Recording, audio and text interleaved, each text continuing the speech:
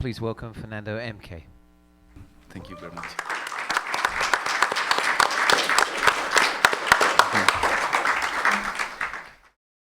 The film really follows the character of Juan as he tries to get his car fixed, and then you gradually find out what's going on in his life and what sort of underlies that. That his father has died, and he's not really coming to grips with that reality. What for you? I mean, that's the story. But what for you was the film about? What were you really trying to address?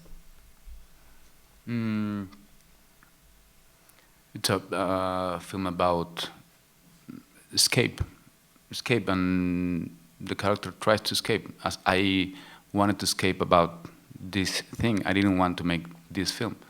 I spent like 3 or 4 years after dog season trying to avoid this film, because the theme, I was not really happy to doing it, because it talked about the death of my father, blah, blah, blah, and I was afraid.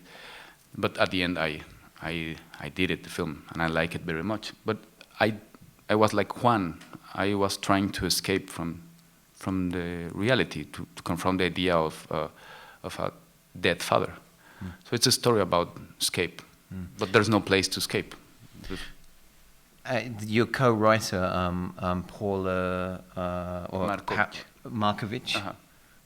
Could you talk about your working relationship with her? I mean, she co-wrote both of your films, and are you going to continue to be a team, writing team? And could you talk about what she had to do to get you to kind of steer you back to this, to really facing the theme of the film?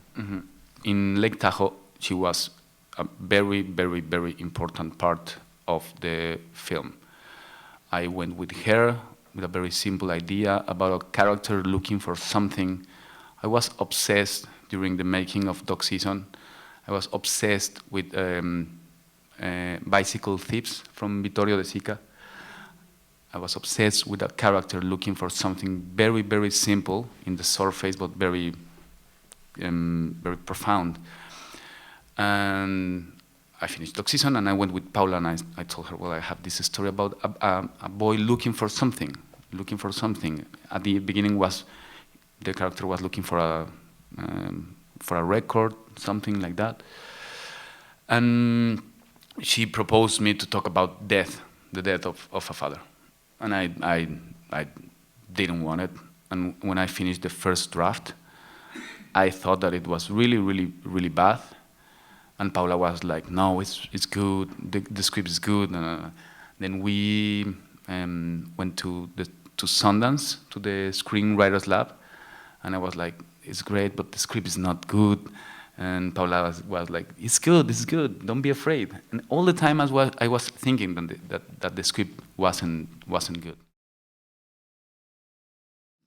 I'm just wondering what you see as the connective tissue between Duck Season and Lake Tahoe, because they have a similar feeling for me, and it's almost unnameable, but I'm wondering if you have kind of a name for it.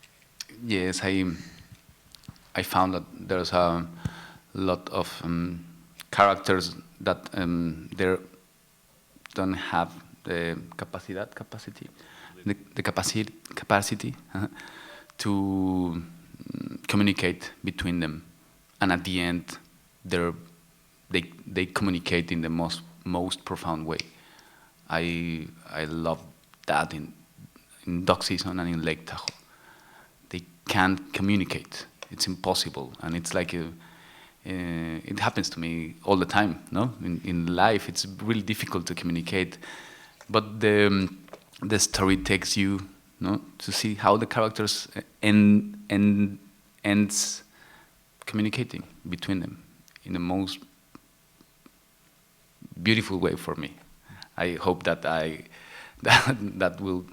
that could happen in real life, but it's a movie. One of the things that I liked the most about the movie was the use of sound, where it was very, very natural for the whole movie until you got to the credits where you have La Lloroncita. So I was just wondering if you could talk a little bit about sort of sound, how you chose that song at the end, and what you were thinking with that. Well, I believe that sound is one of the most important part of a film.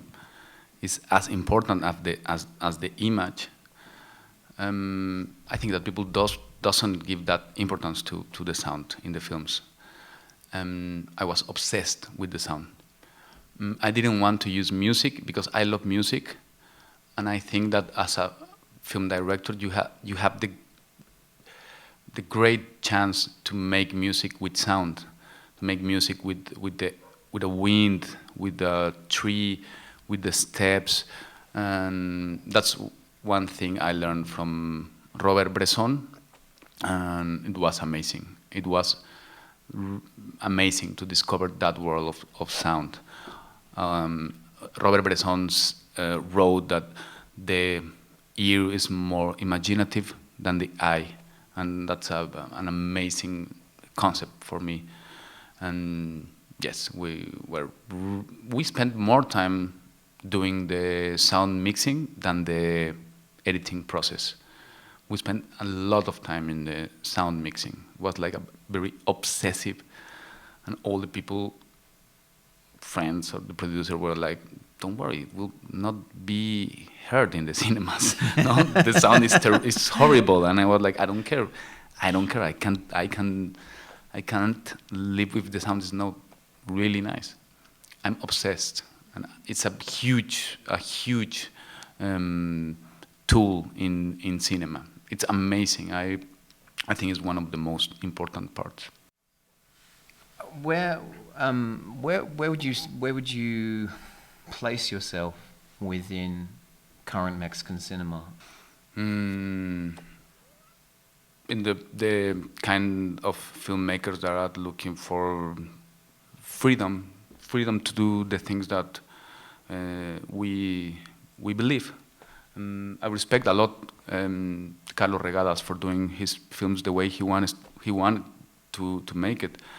And in these two films, Dog Season and Lake Tahoe, I did them with total freedom, and I want to continue working in this way, with total freedom. I can make a horror film, I can make a sci-fi film, I can make a love story film. If I can make it in the way that I want to make it, I will be very happy to make it.